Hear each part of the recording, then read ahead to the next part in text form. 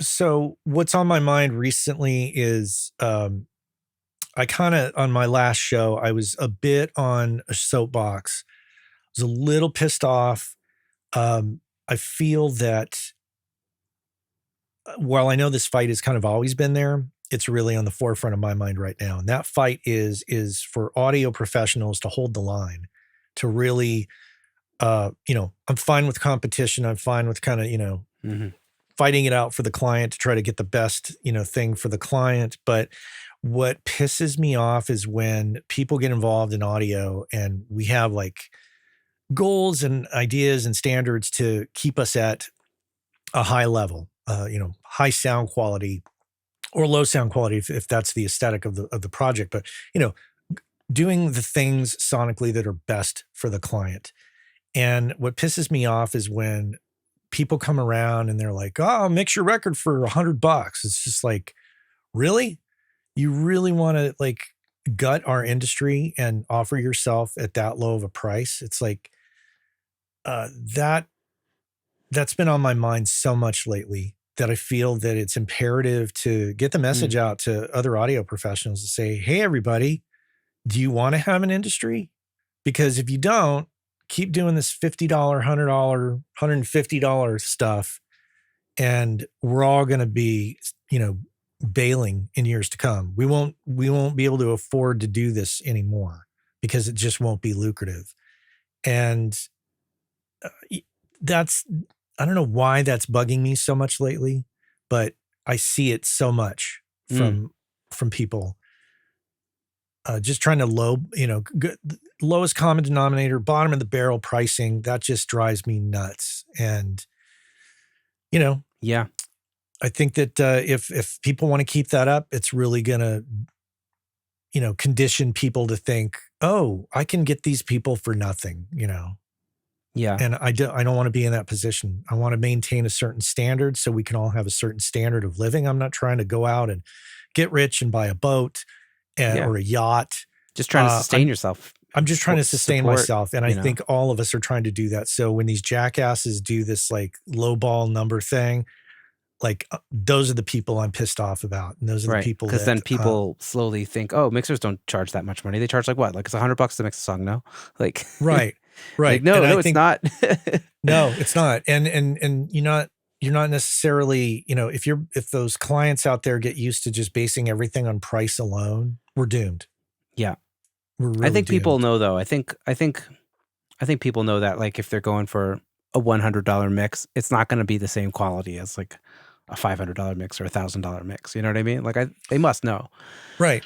And I'm But fine with providing people with a break and a discount, but it's just like there's a point at which it's not going to be sustainable for all of us if that's how it's going to be all the time.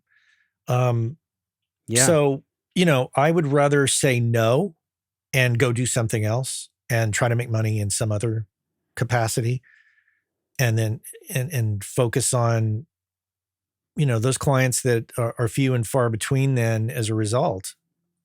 Um and focus on, getting those clients and taking care of them.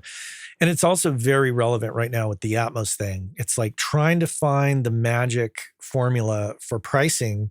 For me, it's right now that's been the challenge. It's like, well, okay, mm, well, what what value do we place on this? I know people, that are getting 2 grand, 1,500, 1,000 a mix. Um, but I guess it just depends on the market that right. you're in. Uh, Yeah. I mean, that's like a.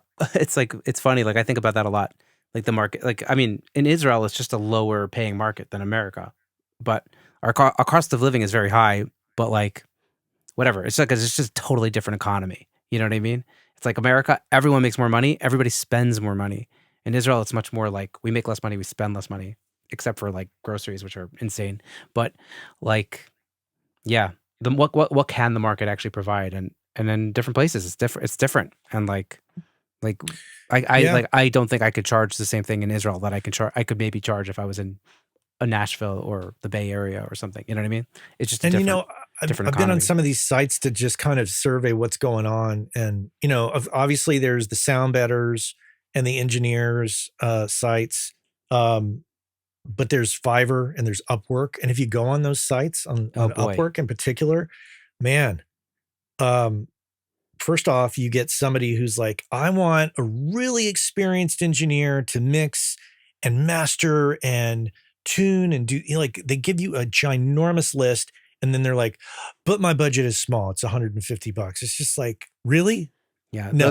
those are not people you want to work with. So my ask is of, Yeah. it's like of the experienced folks out there in audio is be willing to say no for the sake of all of us. I'm not asking you to, I'm not asking you to participate in a price fixing scheme. I'm asking you to keep your prices up so the rest of us, so all of us can survive in this. And Yeah. if you don't, and if you insist on doing it in the lowball area, it's like you're not going to be sustainable for yourself in the long run. Yeah. That's actually that's like the biggest thing, right? Like you think you're going to make money by being cheap because you'll get people through the door, but like, that's not going to actually be enough to sustain a career.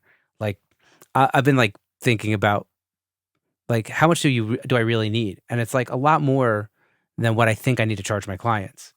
So it's like what's my time worth? Like if I'm going to stay in business, it has to be worth more. So either my business is worth that or it's not. You know what I mean? So Yeah. but also So like, we have to realize that we have a value and like kind of like what you're saying of like don't say no. Like this is what I'm worth. Like right. I spent it, me, 12 years, you 30 years, like getting really Yeah. good at this, Right. I've been at this for almost 30 years and I bring a certain like thing to the table that I can provide and do it right and take care of the client.